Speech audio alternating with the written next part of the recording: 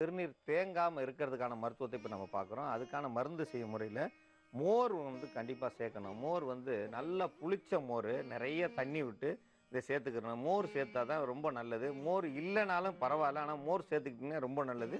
அது நாட்டு மாட்டு மோரா இருந்தா ரொம்ப அற்புதமா வேலை செய்யும். இது மோர் வந்து ஒரு 100 மில்லி அளவுக்கு எடுத்திருக்கோம்.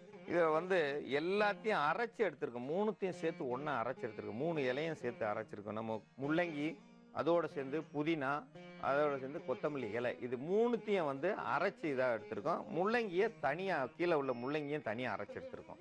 இது எல்லாத்தையும் ஒண்ணா அந்த மோர்ல கலக்கணும். இது எல்லாத்தையும் ஒண்ணா கலந்ததுக்கு அப்புறம் தான் அது மருந்தா மாத்தணும். 3 இலையும் வந்து சம பங்கு அளவுக்கு எடுத்துக்கிறணும். 3யும் வந்து சம பங்கு அளவுக்கு எடுத்துட்டா போதும். எல்லாத்துலயும் வந்து ஒரு 50 கிராம் அளவுக்கு எடுத்திருக்கோம். 50 கிராம் அளவுக்கு எடுத்திருக்கும்போது சரியா வரும். இதுல முள்ளங்கி வந்து தனியா ஒரு 50 கிராம் அளவுக்கு எடுத்து அரைச்சு வச்சிருக்கோம். அதையும் சேர்த்து குடுத்துருக்கோம். அதையும் சேர்த்து அதோட கலக்கணும். இதுல வந்து மிளகு வந்து ஒரு 20 மிளகு சொல்லியிருக்கேன். 20 மிளகு அளவுக்கு கண்டிப்பா சேர்க்கணும். இது வந்து அளவு குறைவா இருக்கிறதால கொஞ்சம் குறைச்சிக்கணும். ஏன்னா 200 மில்லி மோருக்கு தான் 20 மிளகு சேர்க்கணும். இங்க வந்து நம்ம வந்து 100 மில்லி அளவுக்கு தான் எடுத்திருக்கோம். இந்த 100 மில்லி அளவுக்குன்னும் போது 10 மிளகு அளவுக்கு போதும். ஆனா வந்து ஒரு ஆளுக்கு வந்து 200 மில்லி அளவுக்கு குடிக்கணும். 200 மில்லி அளவுக்கு குடிச்சா தான் அந்த சிறுநீர் வந்து கண்டிப்பா வெளியாகும். அப்போ 200 மில்லின்னும் போது இதெல்லாம் சேர்க்கும் பொழுது 250 மில்லி 1/4 லிட்டர் அளவுக்கு வந்துரும். 1/4 லிட்டர் அளவுக்கு குடிக்கும்போது சிறுநீர் பெருக்கியாங்க அந்த சிறுநீர் பை வந்து கொஞ்சம் வீக்கமாகும். வீக்கமாகும்போது சிறுநீர் வந்து சீக்கிரம் வெளியாகும்.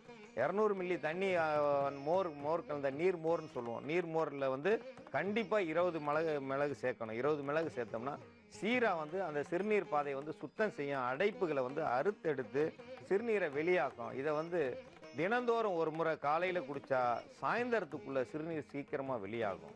இரவு நேரத்துல வேண்டாம். இரவு நேரத்துல குளிர்ச்சியை உண்டாக்கும். பகல்ல இந்த வெயில் நேரத்துல இதை சாப்பிட்டோம்னா உடல்ல அதிக அளவு வேர்க்கும். அதிக அளவு வேர்த்ததுன்னா சிறுநீர் கொஞ்சமா வந்தாலும் உடல் எல்லா துவாரங்களையும் திறக்கும். தோல் துவாரங்களை திறக்கும். அதே மாதிரி சிறுநீர் பாதையை வந்து சீரா திறக்க ஆரம்பிச்சிடும். இதை சாப்பிட சாப்பிட அவங்களுக்கு சிறுநீர் வந்து சொட்டு சொட்டா போகாது. சிறுநீர் முழுமையா வெளியாகும். சிறுநீர் பையில தேங்கி இருக்குன்னு சொல்லுவாங்க. அந்த தேக்கம் இருக்காது. அந்த தேக்கத்தை அழுக்குகளோ உப்புகளோ எது இருந்தாலும் அதை வந்து சரி செய்யக்கூடியது. இதனுடைய வாசமே வந்து சாதாரணமா இப்படி எடுத்தோம்னாலே அப்படியே முழுவதுமா குடிச்சிடலாம். இது வந்து இதுல வந்து எந்த ஒரு இனிப்பும் தேவையில்லை. தேவைப்படுறவங்க கொஞ்சம் பனை வெல்லத்தை கடிச்சுக்கலாம். இதை நேரடியா இப்படியே சாப்பிட்டாதான் இதனுடைய முழு பலன் கிடைக்கும். தேவைப்படுறவங்க மட்டும் பனை வெல்லம் கடிச்சுக்கலாம். இதுல கலக்காம இதை குடிச்சாதான் நல்லது. இது சிறுவர்களுக்கு தேவையில்லை. இன்னைக்கு இருக்கிற சிறுவர்கள்லாம் நல்லா துடிப்பா இருக்காங்க. நிறைய தண்ணி குடிக்க வைங்க, அதுவே போதுமானது. இதை வந்து நீங்க தினந்தோறும் குடிக்கும்போது புதினாவில் கொஞ்சமா வந்து வெல்லத்தை போட்டு அரைச்சி குடிச்சு பாருங்க, ரொம்ப சுகமா இருக்கும். கொத்தமல்லியில் அதே மாதிரி அரைச்சி போட்டு குடிச்சு பாருங்க, அந்த சிறுநீர் நல்லா போக ஆரம்பிச்சிடும். அதே மாதிரி முள்ளங்கியை அரைச்சி அதுல கொஞ்சமா வந்து வெல்லத்தை போட்டு குடிச்சிட்டு பாருங்க. இது எல்லாம் கலந்த கலவையோட நம்ம வால்மிளகு சேர்க்கிறோம். வால்மிளகு சேர்க்கும் போது அதனுடைய காரத்தன்மையும் அதனுடைய அறுக்கும் சொன்னா அரைக்கும் தன்மை, அந்த காரம் போய் அந்த இடையில இருக்கிற உப்புக்களை கழுவும். வேற எதையும் இருக்காது. அங்க உப்புக்கள் தான் போய் அடைஞ்சிருக்கும். இதை சாப்பிட்டு வந்தாங்கன்னா குதிங்கால் வலி கூட போயிடும். குதிங்கால் வலி ஏன் வருது? அதிக அளவு வந்து சிறுநீர் பையில போய் உப்பு தங்கியிருந்தா குதிங்கால் வலிக்கும். அதிக அளவு உப்பு போய் எல்லா உடம்புலையும் தேங்கி இருந்தா அந்த உப்புக்கள் போய் கரையிலன்னா அவங்களுக்கு முட்டி வலி, குதிங்கால் வலி, எல்லா வலியும் வரும். அப்போ இது வலி ஏன் வருது? சிறுநீர் போகலைன்னா வருது. சிறுநீர் நல்லா போச்சுன்னா எல்லா வலியும் சரியாயிடும். சிறுநீர் போறதுக்கு வந்து இது ஒரு சிறந்த மருந்து. இதை பெரியவங்க சிறியவங்க யாரா இருந்தாலும் குடிக்கலாம். சின்ன பசங்களுக்கு ஒரு 20 வயசு வரைக்கும் இருக்கிறவங்க 250 மில்லி குடிக்கலாம். சிறுவர்களுக்கு பார்த்து தான் நீங்க செய்யணும். அவங்களுக்கு வந்து சிறுநீர் கழிக்கிறது ஒரு கஷ்டமே இருக்காது. அதிக அளவு விளையாடிட்டு வந்து பச்சை தண்ணி குடிக்காம இருந்தா நல்லா வந்து காய வச்சு இன்னைக்கு இருக்கிற எல்லா தண்ணியும் வந்து சூடு பண்ணி ஆற வச்சு கொடுங்க. ஏன்னா இன்னைக்கு டெங்கு காய்ச்சல் வருது, எல்லா காய்ச்சலும் வருதுன்னா நம்ம தண்ணியில இருந்து நம்ம உடலை பாதுகாக்கணும். தண்ணிகளை வந்து காய்ச்சி ஆற வச்சு எப்பயுமே மூடி வச்சிருந்து அந்த தண்ணிகளை கொடுத்தோம்னா எந்த டெங்கு காய்ச்சலோ எதுவும் வராது. இதை குடிக்கும்போது சிறுநீர் பழுதுன்ற பேச்சுக்கே இருக்காது. சிறுநீர் பழுது அடைஞ்சிருச்சு, சிறுநீரகம் கெட்டு போச்சு, சிறுநீரகத்துல பாதிப்பு இருக்குது, சிறுநீர் கழிக்கும் போது துர்நாற்றம் வீசுது. இந்த துர்நாற்றம்லாம் இருக்காது. துர்நாற்றம் ஏன் வருது? உள்ள புண்கள் இருக்கும், ரணங்கள் இருக்கும். அந்த ரணம் சரியாச்சுன்னா துர்நாற்றம் வீசாது. துர்நாற்றம் இல்லாம இருக்குன்னா அங்க வந்து புண்கள் ஆறிட்டு வருது. சுகமான தூக்கம் வரும். இத வந்து நீங்க குடிச்சிட்டு இது பண்ணீங்கன்னா, பாதி ராத்திரில வந்து சிறுநீர் கழிக்க தோணும். அந்த சிறுநீர் போயிருச்சுன்னா, நல்ல தூக்கம் வரும். நிம்மதியா இருக்கலாம்.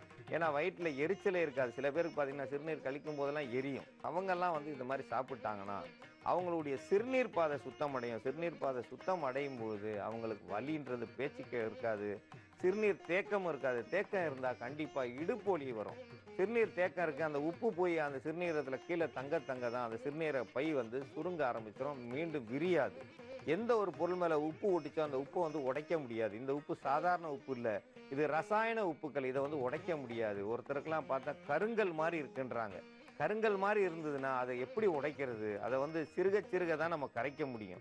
இந்த சித்துளிய கொண்டு பெருமலையையும் உடைக்கலாம்னு சொல்றாங்க. சிறு உளிய கொண்டு பெருமலையையும் உடைக்கலாம். அதே மாரி கொஞ்சம் கொஞ்சமா பாரம்பரிய மருத்துவத்த குடுத்து உடலை சுத்தம் செய்யுங்க. உடல் சுத்தமாக சுத்தமாக அவங்க உடம்புல இருக்க எல்லா உப்புக்களும் கழுவுனா நோய் இல்லாத வாழ்வு வாழ்வாங்க. அந்த நோய் இல்லாத வாழ்வு தான் நமக்கு நிறைய செல்வங்கள். இன்னைக்கு ஒரே ஒரு நோய்க்கு போனீங்கன்னா, உங்க வீட்டு செல்வம் எல்லாமே சரியா போயிடும். அப்போ வந்து நம்ம முன்னெச்சரிக்கையா நம்ம உணவுல இருந்தே நம்ம ஜாக்கிரதையா இருக்கணும். உணவ நான் மாத்த மாட்டேன்னா யாராலயும் சரி செய்ய முடியாது. எந்த மருத்துவம் செஞ்சாலும் உணவ வந்து கண்டிப்பா இயற்கை உணவு எடுத்துக்கங்க. இயற்கை உணவு சாப்பிட்டு வந்தீங்கன்னா, சிறுநீரகம் நல்ல நிலையில இருக்கும். சிறுநீரகம் நல்லா இருந்தா தான் நம்ம வாழ்க்கையில நல்லா இருக்க முடியும். ஒரே ஒரு அடைப்பு அப்படின்னா, அது வந்து நம்ம வாழ்க்கையே முடிச்சிரும். அதனால சிறுநீரக அடைப்புல இருந்தும் சிறுநீரகம் நல்லா போறதுக்கான மருந்தை இப்ப நீங்க பார்த்தீங்க. இதை எல்லாரும் பயன்படுத்த வேண்டும் என்று கேட்டுக்கொள்கிறேன்.